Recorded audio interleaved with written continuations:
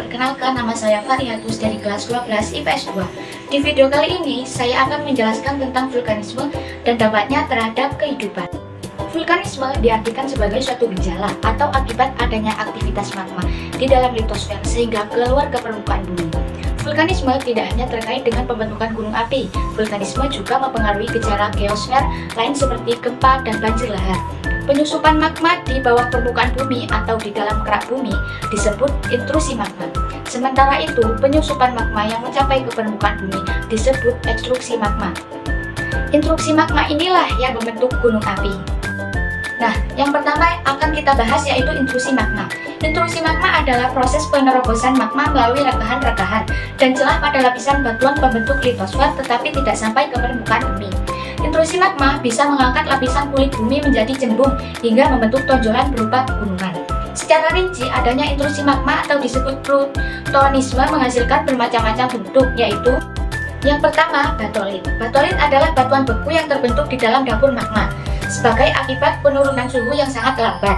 Intrusi ini sebenarnya adalah dapur magma yang membeku. Yang kedua, lakolit. Lakolit adalah magma yang menyusup di antara lapisan batuan yang menyebabkan lapisan batuan di atasnya terangkat, sehingga menyerupai lensa cembung, sementara permukaan atasnya tetap rata.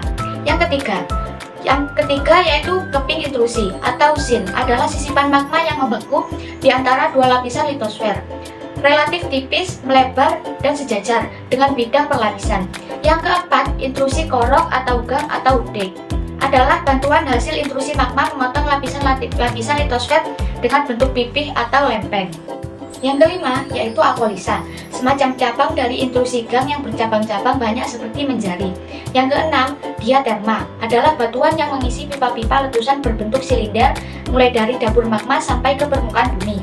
Yang ketujuh, lapolit, yaitu batuan beku intrusi yang mendesak lapisan di atas dan di bawahnya menjadi bentuk bikonveks. Yang kedelapan, pakolit, yaitu jenis batuan beku intrusi yang mendesak lapisan di bawahnya sehingga membentuk satuan bentuk lensa datar cembung. Selanjutnya, ekstruksi magma. Ekstruksi magma adalah proses keluarnya magma ke permukaan bumi. Ekstruksi magma inilah yang menyebabkan gunung api atau disebut juga vulkan. Ekstruksi magma tidak hanya terjadi di daratan, tetapi juga bisa terjadi di lautan. Oleh karena itu, gunung berapi bisa terjadi di dasar lautan. Ekstruksi identik dengan erupsi atau letusan gunung api yang dapat dibedakan menjadi dua, yaitu erupsi efusif dan eksplosif. Erupsi efusif yaitu erupsi berupa lelehan lava melalui retakan atau rekahan atau lubang kawah suatu gunung api. Material yang dikeluarkan berupa lava cair dan sedikit material padat berukuran kecil. Sedangkan erupsi eksplosif yaitu erupsi berupa ledakan dengan mengeluarkan bahan-bahan padat berupa bom, lapilli, kerikil, dan debu vulkanik bersama-sama dengan gas dan fluida. Nah, material yang dikeluarkan saat gunung api meletus bermacam-macam. Ada yang berupa padat, cair, dan gas. Masing-masing zat tersebut dapat dibedakan menjadi beberapa jenis material, yaitu yang pertama, material padat. Material padat ini terdiri atas bom, terak atau batu-batu yang tidak beraturan dan lebih kecil dari bom.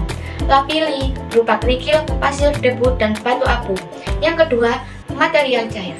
Terdiri atas lava, yaitu magma yang meleleh di luar pada lereng gunung api. Lahar panas, yaitu campuran magma dan air. Lahar dingin terbentuk dari es, lava porus atau bahan padat di puncak gunung menjadi lumpur ketika turun hujan lebat dan mengalir pada lereng serta lembah. Yang ketiga, material gas, terdiri atas solvatar berbentuk gas belerang, fumarol terbentuk uap air, dan muvet berbentuk gas asam aram. Nah, vulkanisme ini memiliki gejala, diantaranya gejala pravulkanik dan gejala pasca vulkanik. Gejala pravulkanik merupakan tanda-tanda gunung api akan meletus.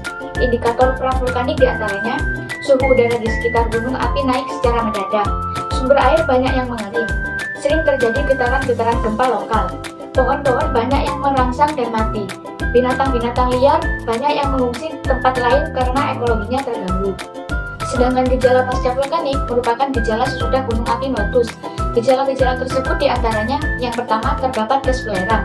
Gas yang mengeluarkan belerang dinamakan solvata. Terdapat gas fumaro, yaitu gas yang mengandung uap air. Terdapat movet, yaitu gas yang mengandung asam aram. Serta terdapat geyser, yaitu sejenis mata air panas yang menyembur secara periodik mengeluarkan air panas dan uap air ke udara. Nah, aktivitas vulkanisme ini memiliki dampak negatif, di antaranya terdapat gas vulkanik. Gas ini dikeluarkan gunung berapi pada saat meletus. Gas tersebut antara lain karbon monoksida, karbon dioksida, hidrogen sulfida, sulfur dioksida, dan nitrogen yang dapat membahayakan manusia. Kemudian ada lava dan aliran pasir serta batu panas.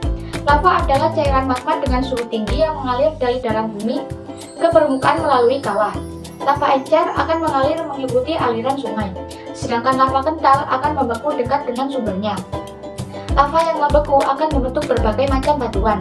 Selanjutnya ada lahar. Lahar ini adalah lava yang telah bercampur dengan batuan, air, dan material lainnya.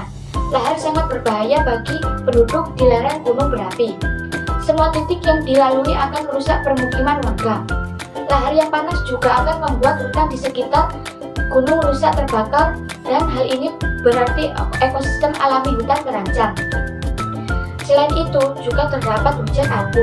Hujan abu ini adalah material yang sangat halus yang disemburkan ke udara saat terjadi letusan, karena saat sangat halus abu letusan dapat terbawa angin dan dirasakan sampai ratusan kilometer jauhnya.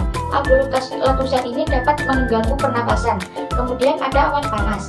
Awan panas merupakan hasil letusan yang mengalir bergulung seperti awan. Di dalam gulungan ini terdapat batuan pijar yang panas dan material vulkanik dan padat dengan suhu lebih besar dari 600 derajat Celcius.